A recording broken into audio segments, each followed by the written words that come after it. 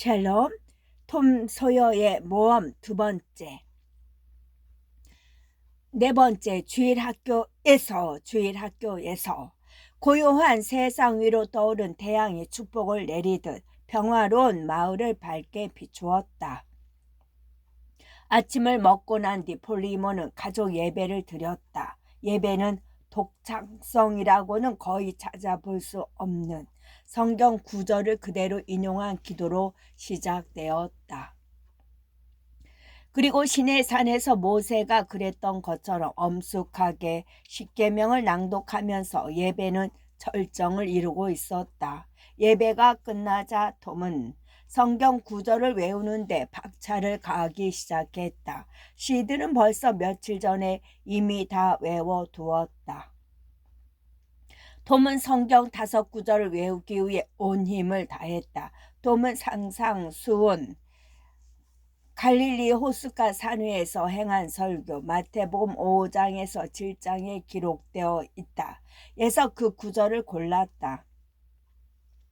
그보다 더 짧은 구절은 없었기 때문이다. 30분이 지나자 톰은 그 구절이 대충 무슨 뜻인지는 알게 되었지만 그 이상은 진척이 없었다. 머릿속은 5만 가지 생각으로 가득 차 있었고 두 손도 장난을 치느라 바빴기 때문이다. 메리는 책을 빼앗아 들더니 얼마만큼 외웠는지 봐주겠다고 했다. 톰은 안개처럼 뿌연 머릿속에서 어떻게든 외운 성경 구절을 끄집어내어 보려고 애를 썼다. 마음이 가난한 자는, 맞아, 가난한 자는, 마음이 가난한 자는 복이 있나니, 복이 있나니, 마음이 가난한 자는 복이 있나니, 정국이 저희 것이요, 저희 것이요, 마음이 가난한 자는 복이 있나니 천국이 저희 것이요, 애통하는 자는 복이 있나니 저희가 위로를 그 다음이 뭔지 모르겠어. 받을 것이요. 받을 것이요. 애통하는 자는 복이 있나니 저희가 위로를 받을 것이요. 그 다음은 뭐야? 왜 안 가르쳐 주냐고, 메리 누나. 왜 자꾸 약만 올리는 거야? 내가 언제 약을 올렸다고 그래? 내가 무엇 때문에 너를 약 올리겠니? 다시 외워야겠다. 실망할 거 없어, 톰. 넌 해낼 수 있을 거야. 다 외우면 누나가 좋은 거 줄게. 다시 해봐. 착하지? 좋아. 그런데 좋은 게 뭔데? 뭔지 말해줘. 걱정 마, 톰. 누나가 좋은 거라면 진짜 좋은 거야. 맞아. 누나 말이 맞아. 좋아. 다시 한번 도전해 볼게. 그래서 톰은 한 번 더 도전했다. 좋은 게 뭔지는 몰라도 호기심이 났고 뭔가 얻게 된다는 기대감 때문에 톰은 신이 나서 외웠다. 그 결과는 눈부실 만큼 성공적이었다. 메리는 12센트도 넘는 새로 산 발로칼, 큰 주머니 칼을 톰에게 주었다. 톰은 얼마나 좋은지 가슴이 벌렁벌렁 뛰고 다리가 후들거릴 정도였다. 사실 그 칼로는 아무것도 자를 수 없었다. 하지만 발로칼이 틀림없었다. 발로칼은 뭐라고 꼬집어 말할 수 없는 근엄함이 깃든 물건이었다. 서부 소년들은 왜 이 칼이 겉만 번지르르 하고 제대로 상처 하나 입히지 못하는 엉터리라고 생각하는지 알다가도 모를 일이었다. 톰은 발로칼로 몰래 천장의 흠집을 내어 본 다음 옷장도 한번 긁어보려고 했다. 그런데 바로 그때 누군가가 주일학교에 가야 하니 옷을 입으라고 소리쳤다. 메리가 톰에게 물을 담긴 세수대야와 비누를 갖다 주었다. 톰은 문 밖으로 나가 자그마한 벤치 위에 대야를 올려놓았다. 톰은 비누를 물에 담갔다가 그냥 내려놓고는 소매를 걷어 올린 다음 물을 땅바닥에 가만히 쏟아 버렸다. 그러고는 부엌으로 들어가 문 뒤에 걸려있는 수건으로 열심히 얼굴을 닦았다. 하지만 메리가 수건을 빼앗아 들며 말했다. 창피하지도 않니, 톰? 이러면 안 돼. 세수 좀 하면 어디가 어떻게 된다던. 톰은 조금 당황했다. 대야에 물을 다시 받은 다음 톰은 마음을 다잡아 먹느라 대야 앞에 잠시 서 있었다. 톰은 숨을 깊이 들이마신 다음 드디어 얼굴을 씻기 시작했다. 잠시 뒤 톰은 두 눈을 꼭 감고 수건을 찾느라 손을 휘저으며 부엌으로 들어왔다. 마치 보란 듯이 얼굴에서 비누 거품과 물을 뚝뚝 흘리고 있었다. 그러나 수건에 얼굴을 닦고 나서 보니 제대로 씻은 것이 아니었다.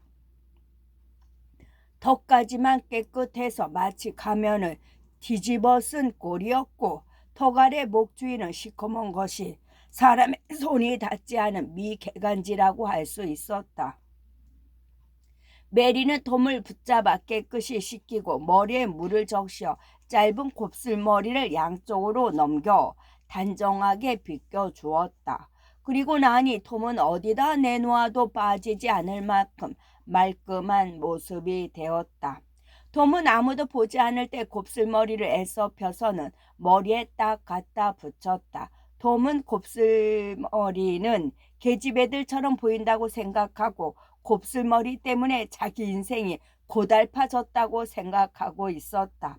그러고 나서 메리는 톰이 지난 2년 동안 일요일에만 입고 다니는 양복을 꺼냈다. 사람들은 그것을 다른 옷이라고 불렀는데 그것만 봐도 톰의 옷이 얼마나 되는지 충분히 짐작이 갈 것이다. 메리는 톰이 옷을 입고 나오자 매무새를 가다듬어 주었다. 짧은 윗옷의 단추를 단정하게 턱까지 잠그고 셔츠 깃을 어깨 위로 단정히 편 다음 먼지를 털고는 얼룩덜룩한 무늬의 밀짚 모자를 씌워 주었다. 톰은 한결 깔끔하게 보였지만 동시에 어딘지 무척 불편해 보였다. 움직일 때마다 어느 한 군데 불편하지 않은 곳이 없었고 너무 깨끗해서 조심스럽기 짝이 없었다. 톰은 메리가 구두만큼은 제발 잊어버렸으면 하고 바랬지만 톰의 바람은 무참하게 깨어졌다. 메리는 늘 하던 대로 기름까지 발라 반짝반짝 빛나는 구두를 내왔다. 톰은 결국 참지 못하고 왜 늘 하기 싫은 것만 해야 하느냐고 투덜거렸다. 메리가 톰을 달래며 말했다. 제발 톰 착하지. 투덜거리면서도 톰은 구두를 신었다. 메리도 곧 준비를 끝내어 새 아이는 주일 학교로 향했다. 톰은 주일 학교라면 아주 질색이었지만 시드와 메리는 좋아했다. 주일 학교는 9시부터 10시 반까지였다. 예배는 그 뒤에 이어졌다. 세 아이 중 둘은 스스로 원해서 설교가 끝날 때까지 남았다. 나머지 한 아이도 남아있기는 했지만 거기에는 다른 중요한 이유가 있었다.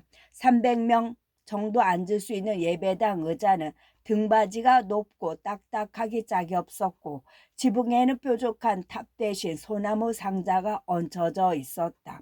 톰은 문에서 조금 물러서며 역시 외투복을 차려입은 친구에게 말을 걸었다.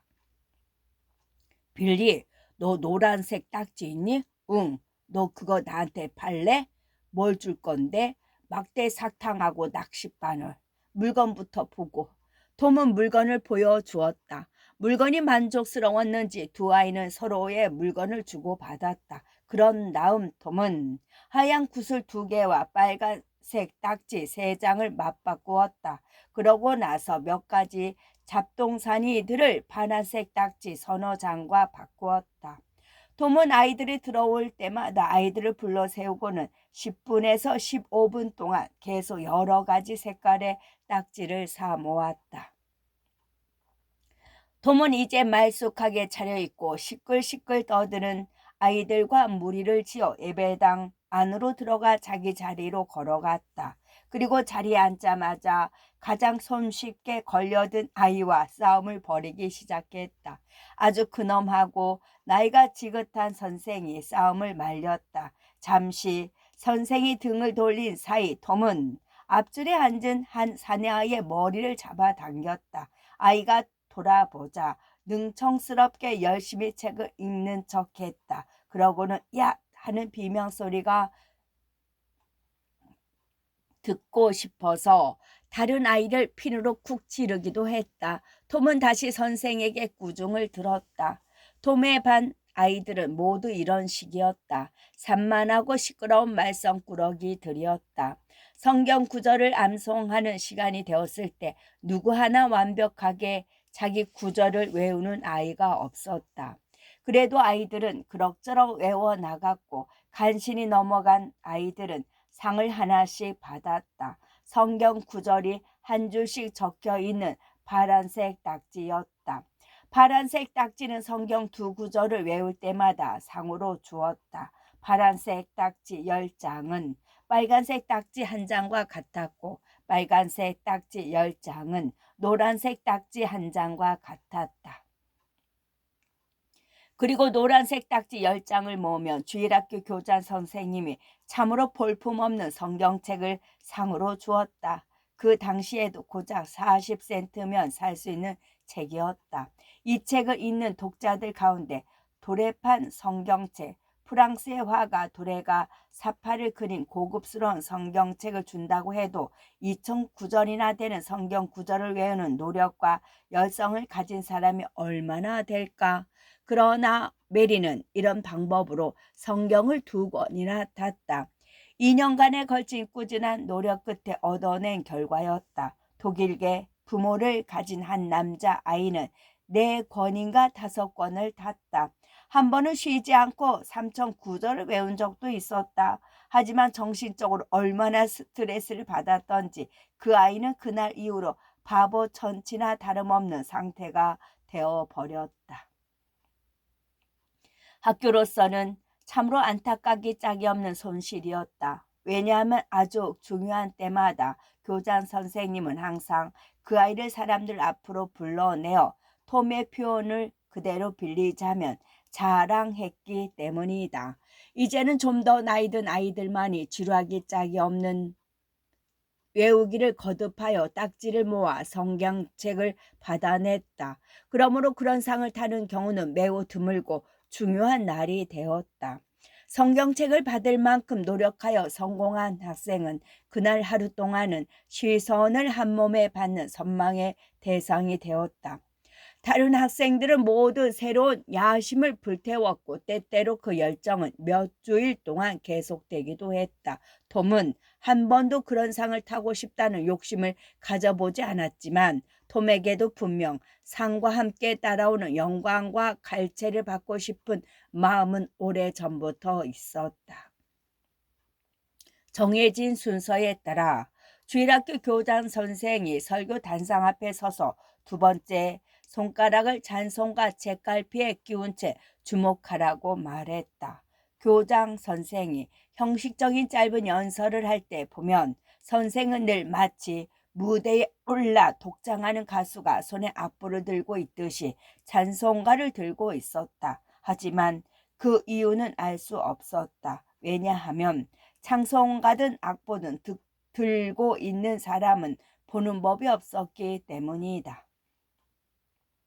교장 선생은 35살로 마른 체격에 모래빛을 띤 염소 수염을 기르고 모래빛의 짧은 머리를 하고 있었다. 선생은 늘 거의 귀까지 닿을 듯한 빳빳한 깃이 달린 옷을 입었는데 뾰족한 귀 끝은 앞으로 뻗어 입가를 향하고 있었다. 그래서 깃은 정면만 바라보게 만드는 울타리 같았으며 옆으로 쳐다보고 싶을 때는 온몸을 다 돌려야 할 것 같았다.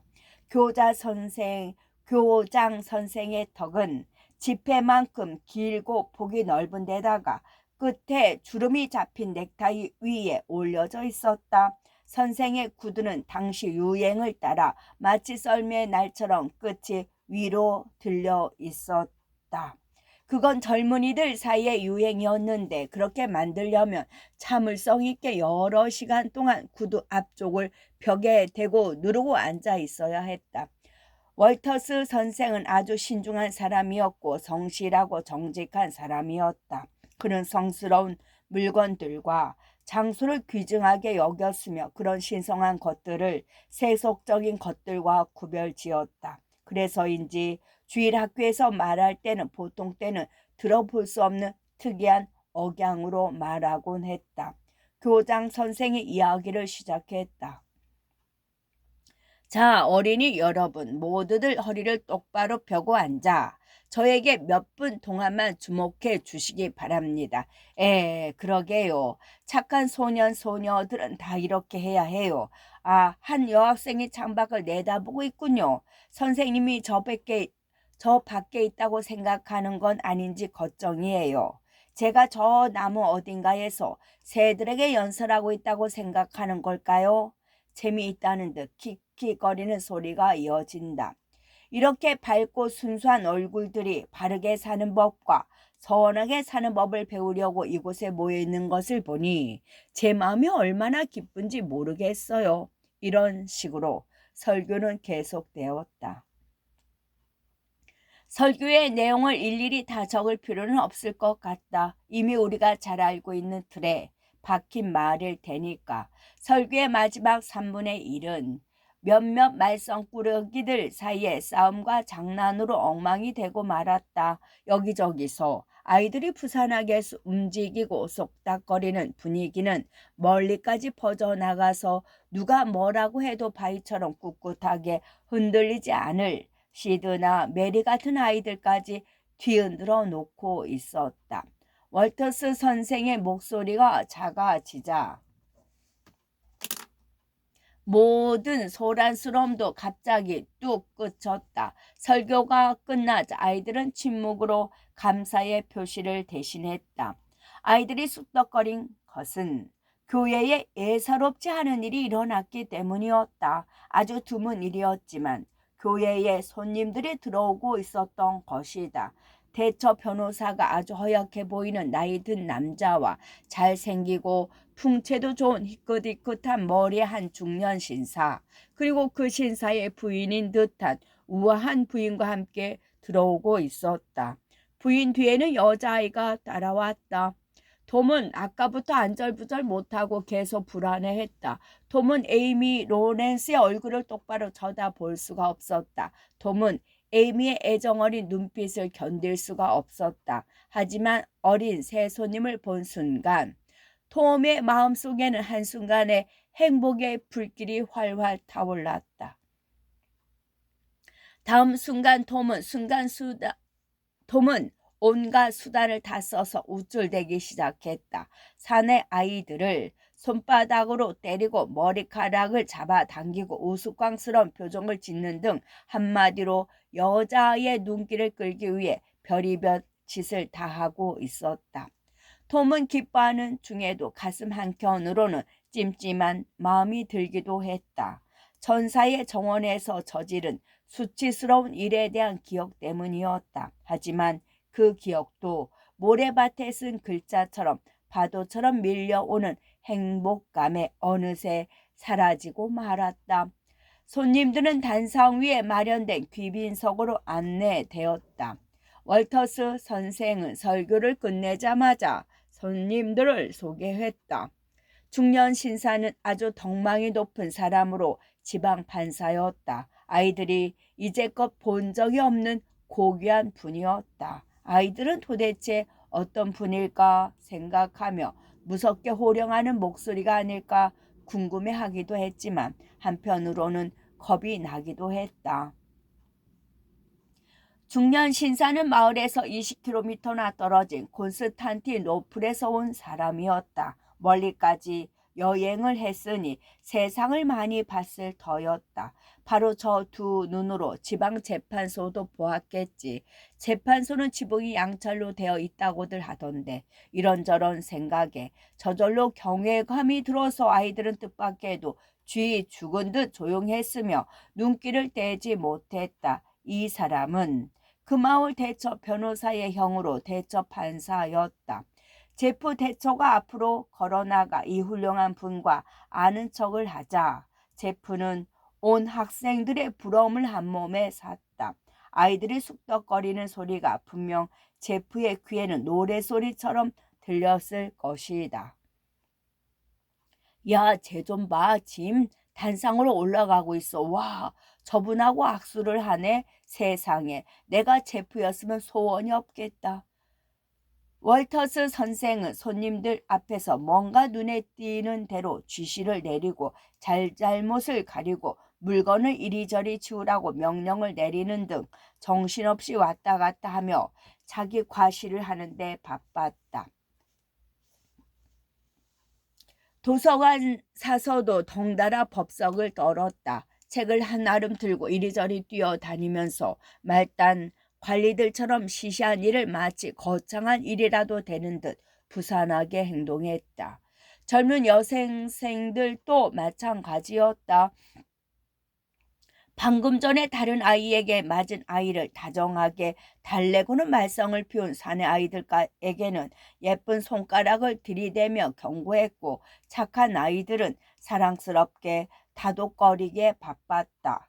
젊은 남자 선생들은 이따금씩 아이들을 야단치며 위엄있게 행동하면서 아이들 교육에 대단히 관심이 있다는 것을 나타냈다.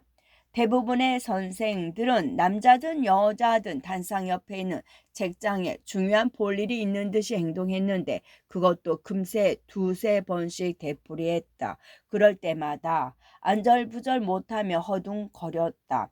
여자아이들도 여러 가지 방법으로 자신을 드러내느라 정신이 없었다. 남자아이들은 종이를 날리고 웅성웅성 떠들어대며 자기의 존재를 알리느라 바빴다. 단상에 앉아있는 훌륭한 신사도 반사다운 근엄한 웃음을 지어 보이며 예배당을 내려다보고 있었다. 위풍당당하게 앉아있는 모습이 나름대로 자신을 과시하고 있는 중이었다. 그런데 월터스 선생의 이런 기쁨을 완벽하게 보이는데 한 가지 부족한 것이 있었다. 그것은 성경책을 상으로 주면서 신동을 자랑할 기회를 갖지 못하는 것이었다. 노란색 딱지를 가진 학생들이 있기는 했지만 상을 받을 만큼 충분하지는 않았다. 교장 선생은 이미 뛰어난 학생들 사이를 돌아다니며 물어보았다. 선생은 그 독일계 학생이 제정신을 차리게만 한다면 이 세상을 다 준다 해도 아깝지 않을 것 같았다. 그러나 바로 그때 모든 희망이 사라졌다고 생각한 그 순간 톰 소여가 노란색 딱지 9장과 빨간색 딱지 9장 그리고 파란색 딱지 10장을 가지고 나와서는 성경책을 달라고 했다. 그야말로 마른 하늘에 날벼락이 따로 없었다. 월터스 선생은 앞으로 10년이 지나도 톰 소요가 그런 자격을 갖추게 될 거라고는 상상도 하지 못했다. 하지만 어쩔 수가 없었다. 확실한 증거가 있었고 모두 진짜였다. 그리하여 톰은 판사와 다른 높은 사람들이 앉아있는 단상으로 올라갔다. 곧 이 엄청난 소식이 발표되었다. 10년 동안 이렇게 기가 막힐 정도로 놀라운 소식은 처음이었다. 다들 너무나 놀라웠고 이 새로운 영웅은 판사만큼이나 격이 높아져 아이들은 놀라운 두 인물이 함께 선 모습을 정신없이 바라보았다. 남자아이들은 부러워 죽을 지경이었다. 그중 가장 땅을 치며 분해한 아이들은 페인트 칠하는 특권을 얻느라고 톰에게 딱지를 바꿀 수 있는 재산을 마련해 주어 톰이 이런 영광스러운 자리를 할 수 있게 기여한 장보인들이었다. 하지만 아이들은 교활한 사기꾼의 계략에 속아 넘어간 자신들을 더 원망했다. 교장 선생은 상황이 상황인지라 쥐어짤 수 있는 모든 찬사를 다 동원해 칭찬을 하면서 톰에게 상을 주었다. 하지만 어쩐지 찜찜한 구석이 없지 않았다. 이 가엾은 선생은 본능적으로 뭔가 석연치 않은 구석이 있으며 어떤 비밀이 감추어져 있다는 걸 느끼고 있었던 것이다. 이 아이가 성경 2009절 외웠다는 것은 도저히 믿을 수 없는 일이었다. 아무리 애를 쓴다고 해도 고작 12줄이나 간신히 외울 수 있을까? 에이미 노렌스는 아주 자랑스러워하며 기뻐했다. 에이미는 톰이 자기와 눈을 마주쳐 주기를 바랐다. 하지만 톰은 에이미의 눈길을 피했다. 에이미는 의아했다. 그리고 조금씩 불안한 마음이 들기 시작했다. 에이미는 혹시나 하는 생각으로 의심을 했다가는 금방 생각이 바뀌었다. 하지만 어느새 또 의심이 들었다. 에이미는 주위를 주의 깊게 둘러보고 나서야 모든 것을 분명히 알게 되었다. 마음이 찢어지는 듯했다. 질투심이 끌어올랐다. 화가 나고 눈물이 주르르 흘렀다. 세상 사람들이 다 미웠다. 그 중에서 톰이 제일 미웠다. 톰은 판사에게 소개되었다. 톰은 혀가 굳는 것 같고 숨도 제대로 쉴 수가 없었다. 심장이 터질 것만 같았다. 앞에 있는 신사가 너무 훌륭한 분이 탓도 있었지만 더 중요한 이유는 그분이 바로 그 여자아이의 아버지였기 때문이었다. 톰은 주위가 어두웠다면 그야말로 무릎이라도 꿇고 그분을 우러러보고 싶었다. 판사는 톰의 머리에 손을 얹고 아주 훌륭한 어린이라고 칭찬을 하더니 이름을 물었다. 톰은 더듬거리다가 숨을 내쉬면서 말했다. 톰입니다. 아니 그 이름 말고 그러니까 토마스라고 합니다. 그래 그렇지. 하지만 그게 다는 아니지. 성도 있을 거 아니냐? 성까지 말해줄 수 있겠지? 판사님께 이름을 제대로 말씀드려라 토머스. 월터스 선생이 주의를 주면서 말을 이었다. 그리고 판사님이라는 존칭을 붙이도록 하고 A 범절도 소홀히 하지 말아야지. 토머스 소여입니다 판사님.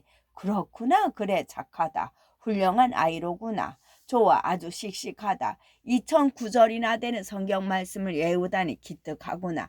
그 엄청난 양을 말이야. 네가 그 구절들을 익히려고 열심히 애쓴 노력은 결코 후회스럽지 않을 거다.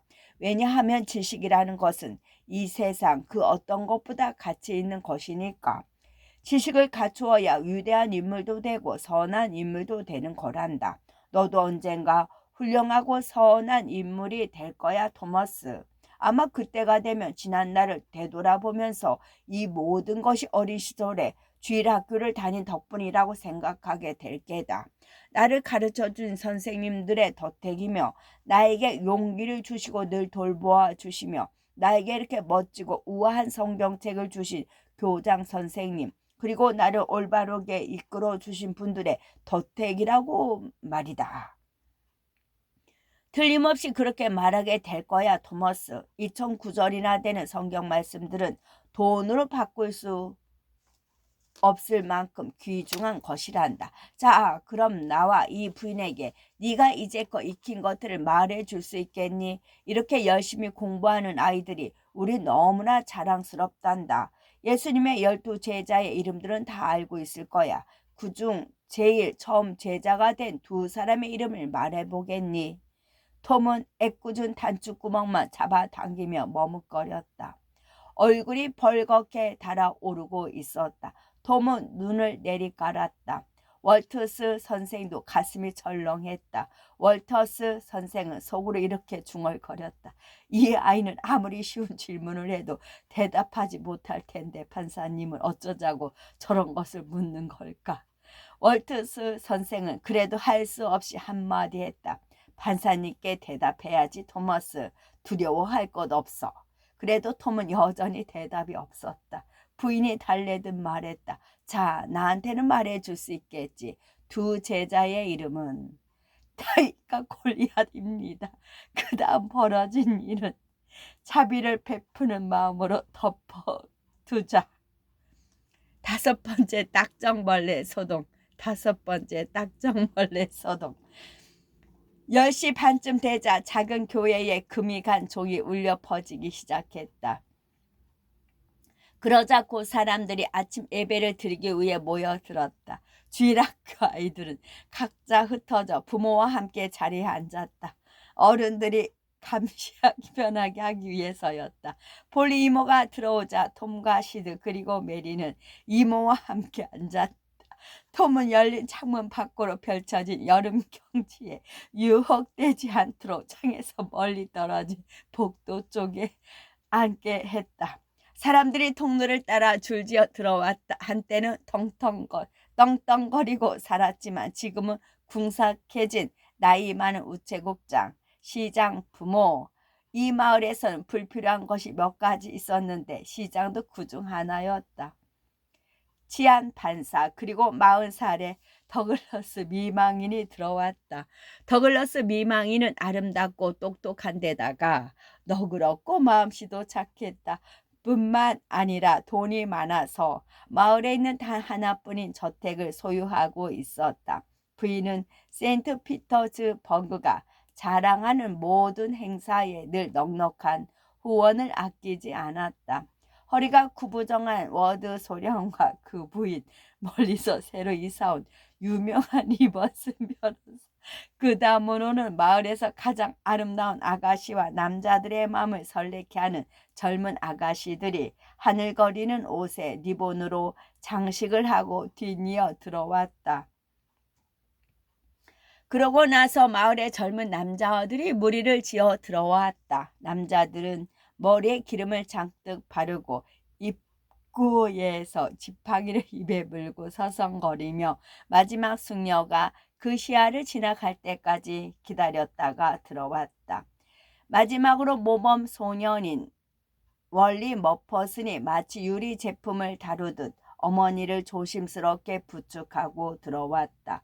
원리는 늘 어머니를 모시고 교회에 다니기 때문에 모든 어머니들은 원리를 침이 마르도록 칭찬했다. 다른 소년들은 자기들과는 달리 너무 착하다는 이유로 원리를 싫어했다. 하긴 원리가 다른 사람들에 비해 너무 두드러진 것도 사실이었다. 원리는 일요일이면 늘 하얀 손수건이 뒷주머니 밖으로 반쯤 늘어지게 꽂고 다녔다. 톰은 손수건 같은 건 아예 가지고 다니지도 않았고 손수건을 가지고 다니는 녀석들은 재수없는 놈이라고 여겼다. 사람들이 어느새 예배당 안에 꽉 들어찼다. 어슬렁거리며 늑장을 부리는 사람들을 위해 종이 한 번 더 울렸다. 예배당 안에는 근엄한 침묵이 흘렀다. 간혹 발코니에 있는 성가 대원들이 키킬거리고 속닥거리는 소리만이 침묵을 깰 뿐이었다. 성가 대원들은 늘 예배 시간 내내 킥킥 웃고 쑥덕거렸다. 물론 한때는 태도가 그리 나쁘지 않은 성가대를 본 적이 있었는데 어디였는지 잊어버렸다. 너무나 오래전의 일이라 확실히 기억나지는 않지만 아마도 다른 나라였던 것 같다. 목사는 찬송가 번호를 말해주고는 당시 그 지역에서 널리 사랑받던 독특한 스타일로 맛깔나게 노랫말을 읽어 내려갔다. 목사는 중간 음조로 시작해서 어느 한 지점에 이를 때까지 목소리를 계속 높여 가다가 절정에 이르면 그 낱말을 강하게 내뱉고는 마치 도약판에서 물속으로 뛰어들듯 뚝 떨어뜨렸다. 나 혼자 어찌 평안히 꼼침대를 타고 천국으로 가리요. 다른 이들은 영광을 위해 피바다를 향하고 있는데. 목사는 낭송을 잘하기로 소문이 나 있었다.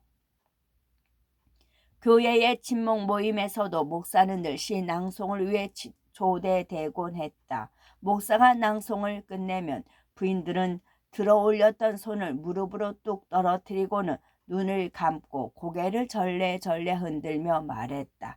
말로는 도저히 표현할 수가 없어요. 너무나 아름다워서 이 세상의 것이라고 도저히 믿을 수 없어요. 찬송가를 부른 다음 스프레이그 목사는 광고 게시판이라도 된 듯 모임과 진목회에 대한 공지사항을 늘어놓았다. 목록이 얼마나 긴지 최후의 심판이 오는 그날까지 계속될 듯 싶었다. 그것은 오늘날처럼 신문이 쏟아져 나오는 시대에도 아직까지도 계속되는 참으로 기이한 미국의 관습이다. 하긴 비합리적인 전통일수록 없애기가 더욱 어려운 법이다.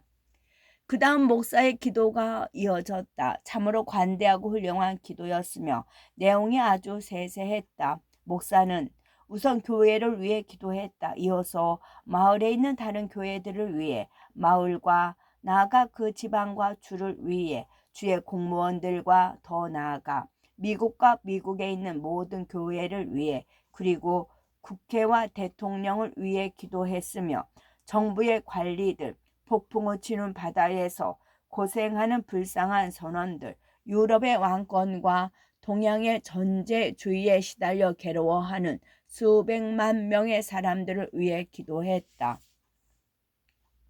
그러고는 빛과 복음이 눈앞에 있는데도 보지 못하고 듣지 못하는 사람들을 위해, 저 바다 너머 멀리 떨어진 섬에 사는 이교도들을 위해 기도를 하고는 마지막으로 자신의 기도가 하나님의 은총과 보살핌으로 비옥한 대지에 뿌려진 씨처럼 언젠가는 선이라는 결실을 맺을 수 있도록 해달라고 빌었다. 아멘. 옷자락이 부스럭거리는 소리가 들리더니 서있던 사람들이 자리에 앉았다. 이 책의 주인공인 톰은 기도 시간을 전혀 좋아하지 않았다. 그저 용케 참고 견디고 있을 뿐이었다. 톰은 기도하는 내내 엉덩이를 들썩였다. 톰은 자신도 모르는 사이에 기도의 내용을 전부 외우고 있었다. 기도의 내용을 귀담아 들은 적은 없지만 목사가 늘 똑같은 내용을 되풀이하고 있었기 때문에 저절로 다 외워진 것이다.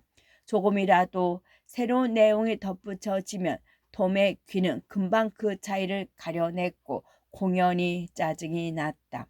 톰은 쓸데없는 내용을 덧붙이는 것은 부당한 일이며 비열한 일이라고까지 느꼈다.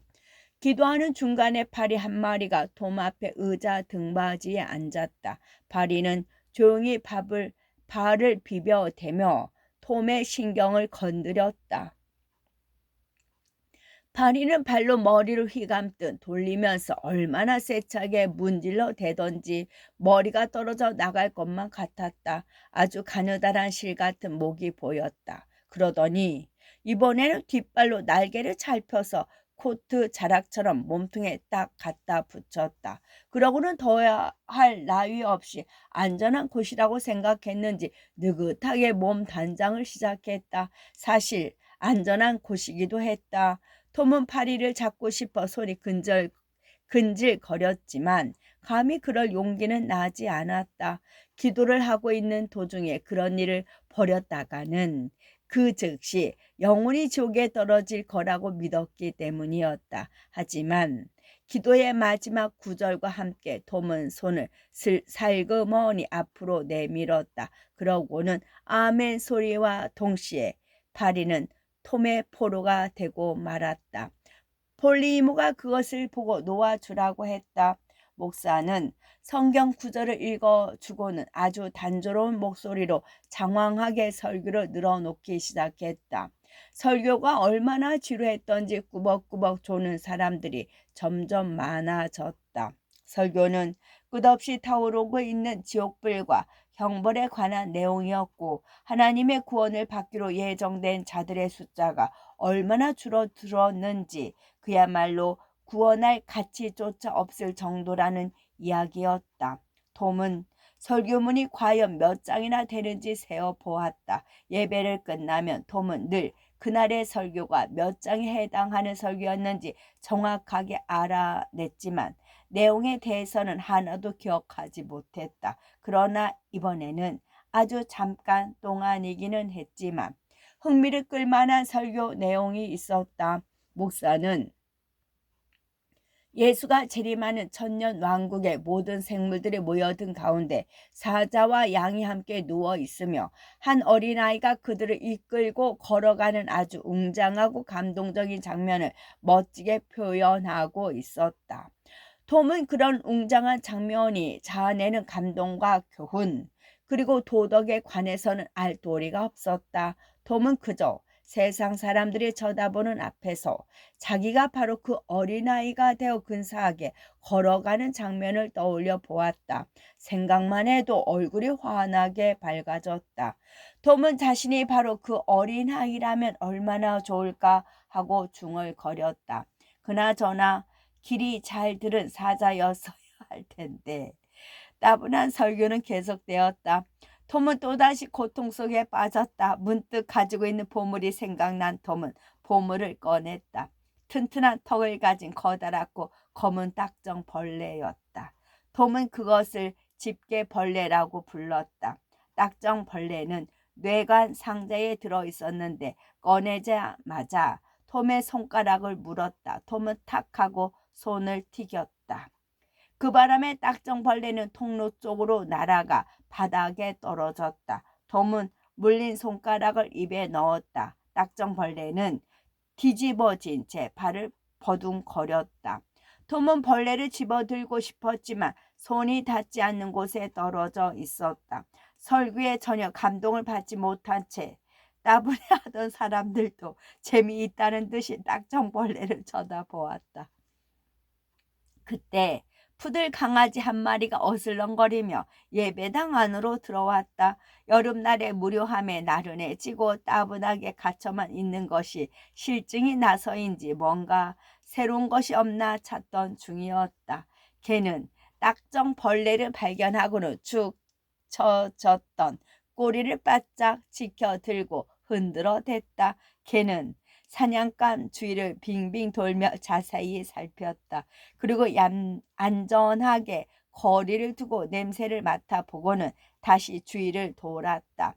조금 대담해진 개는 가까이 다가가 냄새를 맡았다. 그러고는 입을 벌리고 조심스럽게 벌레를 물어보려고 하다가 놓치고 말았다. 개는 몇 번이고 거듭 시도했다. 그러다 개는 아예 배를 깔고 엎드려 두 앞발 사이에 딱정 벌레를 끼우고는 이리저리 살폈다. 한참 뒤 걔는 실증이 났는지 시들해지더니 아무 생각이 없어진 듯했다. 그러다가 꾸벅꾸벅 조는가 싶더니 턱이 점점 아래로 내려가 딱정 벌레에게 닿았다. 그러자 딱정 벌레가 그 순간을 놓치지 않고 개의 턱을 덥석 물었다. 날카로운 애마디 비명 소리와 함께 개가 머리를 마구 흔들었다. 딱정벌레는 휙 하고 몇 미터 밖으로 나가 떨어지더니 또다시 벌렁 뒤집어졌다. 근처에 있던 사람들은 즐거워하며 웃음을 참느라 몸을 들썩였다. 몇 사람은 부채와 손수건으로 얼굴을 가리기도 했다. 톰은 신바람이 났다. 걔는 어리석어 보였다. 아마 걔 자신도 한심스럽게 여겼을 것이다. 걔는 단단히 화가 나서 어떻게든 복수를 하고 싶었는지 딱정벌레에게 다가가 조심스럽게 공격을 시작했다. 딱정벌레 주위를 빙빙 돌면서 사방으로 공격을 시도해 보더니 가까이 다가가서 휙 번개처럼 달려들어 보기도 하고 이빨로 덥석 무는 신용을 하기도 하고 귀가 펄럭거릴 정도로 머리를 흔들어 대기도 했다. 하지만 한참 시간이 흐르자 걔는 또다시 실증을 냈다. 이번에는 파리를 쫓아다녔다. 그 다음에는 코를 땅바닥에 가까이 붙이고 개미를 쫓아다녔다. 하지만 그것도 곧 실증을 냈다. 걔는 늘어지게 하품을 하더니 딱정벌레에 대해서는 완전히 잊어버리고 딱정벌레 위에 주저앉고 말았다. 그 순간 정신이 쑥 빠질 정도로 고통스러운 비명소리가 나더니 걔가 통로를 따라 우닥닥 달려나갔다. 비명소리는 계속되었고 걔도 쉬지 않고 계속 달렸다. 걔는 재단 앞을 가로지른 다음 또 다른 통로를 따라 날듯이 달려갔다. 문 앞에서 또 한 번 가로질러 집으로 가려고 했다. 움직일수록 고통은 점점 심해졌다. 동해에 번쩍 서해 번쩍 하는 꼴이 빠르게 궤도를 따라 움직이는 털복숭이 해성이 따로 없었다. 제 정신이 아닌 듯한 개는 뛰다 말고 주인의 무릎 위로 뛰어 올랐다. 주인은 개를 창밖으로 내던졌다. 고통스럽게 지저대는 울음소리가 잦아들은가 싶더니 이내 저 멀리서 사라져 마침내 들리지 않게 되었다. 교회 안에 있던 사람들은 억지로 웃음을 참느라 얼굴이 새빨개진 채 숨을 죽이고 있었다. 그러자 설교도 어쩔 수 없이 잠시 중단되고 말았다. 설교는 곧 다시 이어졌지만 맥이 뚝 끊기는 바람에 엉망이 되어 도저히 교인들에게 감동을 줄 수 없었다. 아무리 엄숙한 이야기를 해도 우스갯소리처럼 들려 사람들 사이에는 참다 참다 터져 나오는 점잖지 못한 웃음소리가 끊이지 않았기 때문이다. 모든 시련이 다 지나가고 마지막 축복 기도를 올릴 때에야 교회 안에 있던 사람들은 안도의 한숨을 내쉬었다. 톰 소연은 따분할 정도로 신성한 예배 시간도 조금 변화가 생기니까 참을 만하다는 생각에 즐거운 마음으로 집으로 돌아왔다. 한 가지 안타까운 일이 있기는 했다. 톰은 걔가 얼마든지 딱정 벌레를 가지고 놀아도 상관없었지만 벌레를 달고 도망치리라고는 생각도 못했던 터라 생각할수록 괘씸했던 것이다. 끝.